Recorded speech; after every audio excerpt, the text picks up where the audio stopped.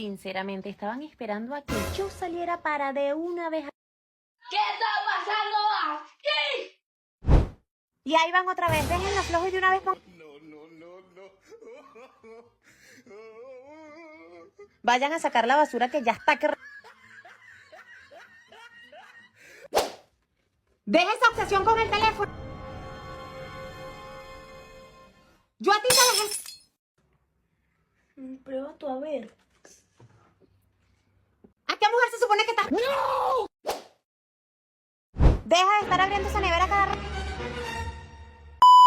Vamos a probar una cosa.